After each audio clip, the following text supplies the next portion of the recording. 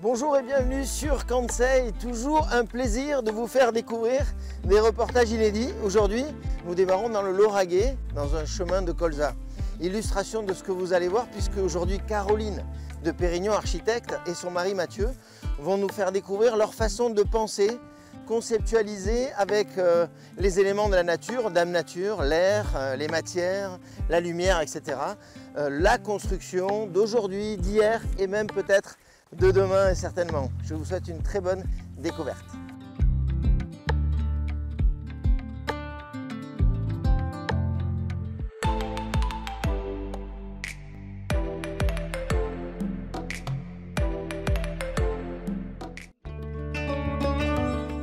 Bonjour Caro. Bonjour Steph, bienvenue.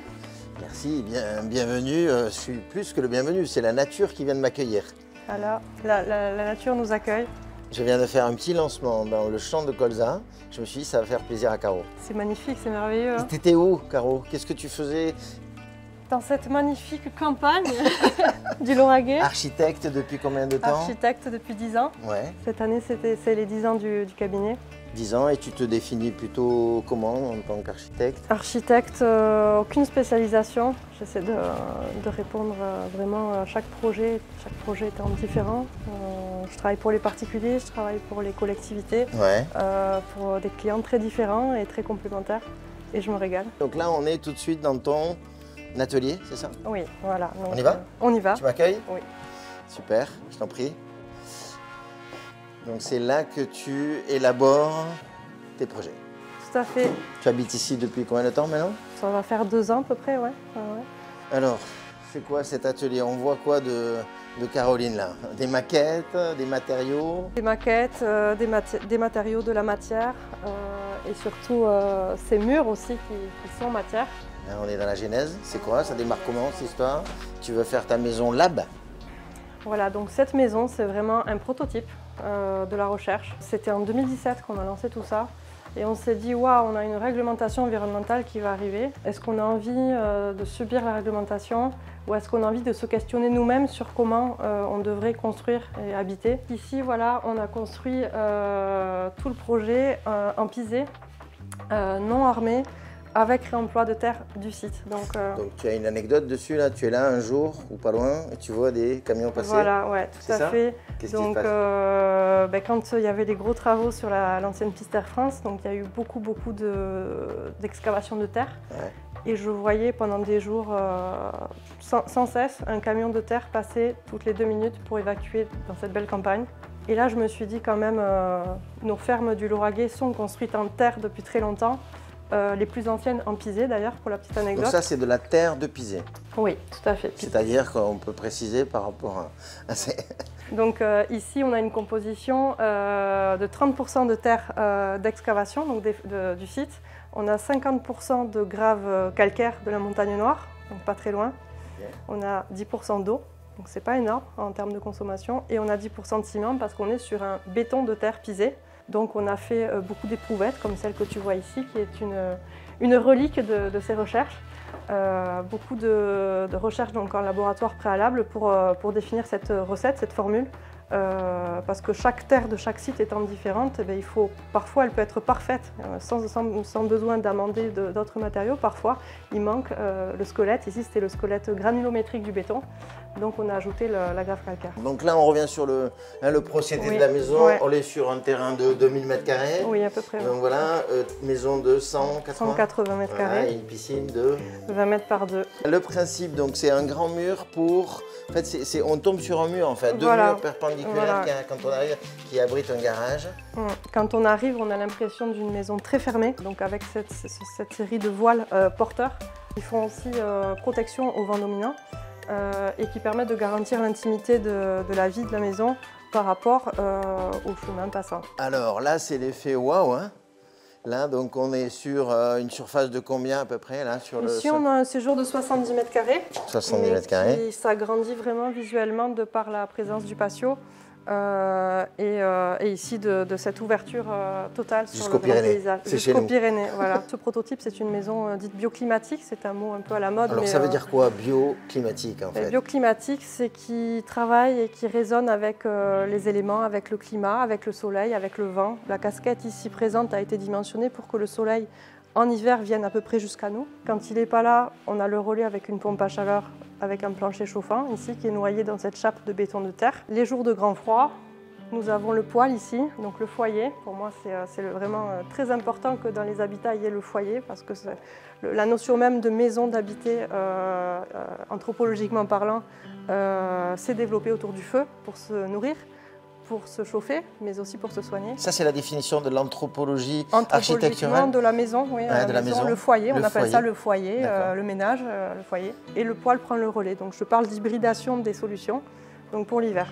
Sur le principe tout joue en fait, hein, l'eau joue pour créer de la... Voilà, donc on a parlé de l'hiver, le bioclimatique, c'est l'hiver et l'été, sachant qu'au mi-saison, ce genre de maison fonctionne quasiment de manière autonome. Et donc en été, on a travaillé d'une part l'inertie, on a des murs de 50 cm d'épaisseur composés par la terre. Donc une forte inertie, une forte étanchéité à l'air aussi, du fait aujourd'hui des menuiseries qui sont très étanches. Et surtout la possibilité de rafraîchir naturellement sans faire appel à de la climatisation. Cette maison n'est pas climatisée. Non. Et donc en été, en fait, on a ce côté traversant avec ce patio qui est au nord, qui est le véritable poumon de la maison. Et donc l'eau ici vient participer à ce phénomène de climatisation. On parle de rafraîchissement adiabatique pour les scientifiques. Alors beaucoup d'astuces, celle qui nous a surpris aussi, c'est dans la salle de bain qui est distribuée entre les deux chambres, traversante. Un système d'ouverture de lumière naturelle. Oui, conduit de lumière. Conduit. Voilà, ça s'appelle un conduit de lumière. Ça permet dans les espaces aveugles d'avoir un apport de lumière naturelle très, très généreux et d'éviter tant que possible, en plein jour, de faire recours à la lumière artificielle. On voit la particularité de cette maison aussi, hein, c'est cette fameuse ouverture, ce patio, hein, qui invite à aller converser. C'était quoi? Tu l'avais vu? Tu l'avais imaginé comme ça? Oui, vraiment, le patio, c'est une pièce. Moi, je le considère comme une pièce supplémentaire. Alors, vraiment, c'est une pièce à ciel ouvert, mais qui agrandit ce séjour, tu vois. Avec cette ouverture, on a vraiment ce rapport dedans-dehors. Et c'est un espace qu'on emploie mais tout le temps. Il va y avoir une belle lumière. Donc tu viens de parler de café, j'aime le café. Allez. Je crois que Mathieu veut me l'offrir. Merci Stéphane. À bientôt. À bientôt. Bravo. Mathieu. Salut Mathieu. Merci pour le petit café. Donc là on est dans le fameux patio, juste incroyable, ciel ouvert. Exactement.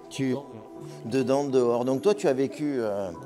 j'imagine la volonté de construire ici, avec cette méthodologie. Donc aujourd'hui, quel a été ton rôle en fait? Qu'est-ce que c'est de vivre avec une architecte passionnée? Alors c'est déjà voir une idée qui démarre de zéro, parce que c'est quand même l'idée de Caroline à la base, de se dire tiens, si je construisais avec de la terre. À quel moment tu as été le plus surpris toi de ce qui se passait? Qu'est-ce qui t'a le plus étonné dans toute cette construction? C'est quand on a commencé vraiment à formuler la formule, c'est de la cuisine. Il se trouve que j'adore ça aussi. Ouais. Donc c'est du mélange, on mélange quelques ingrédients, du ciment, de la terre, du squelette, donc c'est de la grave, ça donne un béton. Est-ce qu'il a la résistance attendue? Oui, non. C'est ça qui est très intéressant dans la maison, dans le test que l'on a fait. Puis après, on voit les murs se faire. Le premier mur est là. Ça, c'est le premier. C'est le premier. On voit qu'il y a une différence puisque le process a évolué au fur et à mesure qu'on les faisait. La formule a légèrement évolué. C'est surtout qu'il y a eu un effet d'expérience aussi qui a été appris par les personnes qui ont...